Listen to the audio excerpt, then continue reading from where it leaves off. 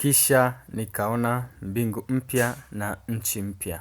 Kwa maana mbingu za kwanza na nchi ya kwanza zimekwisha kupita, wala hapana bahari tena. Nami nikauona mji ule mtakatifu, Yerusalemu mpya, ukishuka kutoka mbinguni kwa Mungu, umewekwa tayari kama bibi arusi aliyekwisha kupambwa kwa mumewe. Nikasikia sauti kubwa kutoka katika kile kiti cha enzi ikisema, "Tazama, maskani ya Mungu ni pamoja na wanadamu, naye atafanya maskani yake pamoja nao, nao watakuwa watu wake, naye Mungu mwenyewe atakuwa pamoja nao.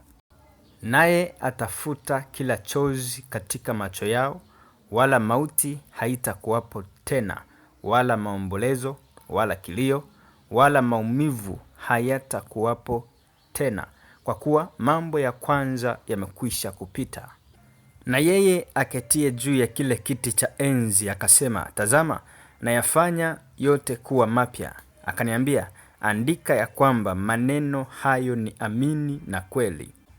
Akaniambia, "Imekwisha kuwa. Mimi ni Alfa na Omega, mwanzo na mwisho. Mimi nitampa yeye mwenye kiu ya chemchem ya maji ya uzima bure. Yeye ashindaye atayarithi haya, nami nitakuwa Mungu wake, naye atakuwa mwanangu. Bali waoga na wasioamini na wachukizao na wauaji na wazinzi na wachawi na hao waabuduo sanamu na waongo wote, sehemu yao ni katika lile ziwa liwakalo moto na kiberiti. Hii ndiyo mauti ya pili." Akaja mmoja wa wale malaika 7 waliokuwa na vile vitasa 7 vilivyojaa yale mapigo 7 ya mwisho, naye akanena nami akisema, "Njoo huku, nami nitakuonyesha yule bibi arusi, mke wa mwana kondoo." Akanichukua katika roho mpaka mlima mkubwa mrefu, akanionyesha ule mji mtakatifu Yerusalemu, ukishuka kutoka mbinguni kwa Mwenyezi Mungu, wenye utukufu wa Mungu, na mwangaza wake ulikuwa mfano wa kito chenye thamani nyingi, kama kito cha yaspi, safi kama bilauri. Ulikuwa na ukuta mkubwa mrefu wenye milango 12, na katika ile milango malaika 12, na majina yameandikwa ambayo ni majina ya kabila 12 za Waisraeli.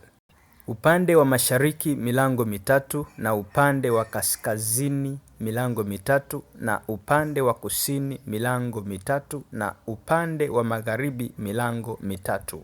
Na ukuta wa mji ulikuwa na misingi 12, na katika ile misingi majina 12 ya wale mitume 12 wa mwana kondoo.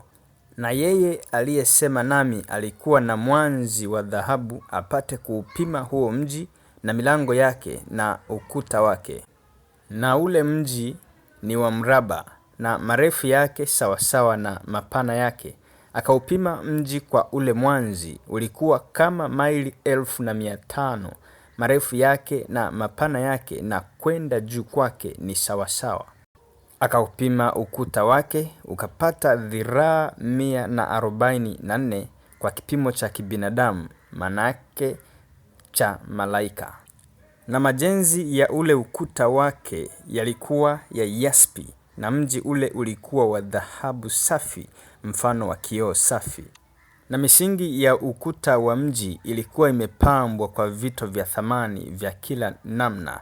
Msingi wa kwanza ulikuwa yaspi, wa pili yakuti samawi, wa 3 kalkedoni, wa 4 zumaridi, wa 5 sardoniki, wa 6 akiki, wa 7 krisolitho, wa 8 zabarajadi, wa 9 yakuti ya manjano, wa 10 krisopraso, wa 11 hiakintho, wa 12 amethisto.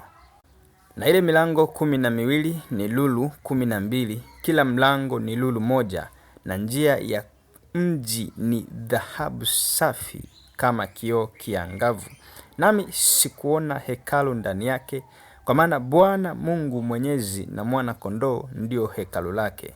na mji ule hauhitaji jua wala mwezi kuangaza, kwa maana utukufu wa Mungu huutia nuru, na taa yake ni Mwana-Kondoo. Na mataifa watatembea katika nuru yake, na wafalme wa nchi huleta utukufu wao ndani yake. Na milango yake haitafungwa kamwe mchana, kwa maana humo hamna usiku. Nao wataleta utukufu na heshima ya mataifa ndani yake, na ndani yake hakitaingia kamwe chochote kilicho kinyonge, wala yeye afanyaye machukizo na uongo, bali wale walioandikwa katika kitabu cha uzima cha Mwana-Kondoo.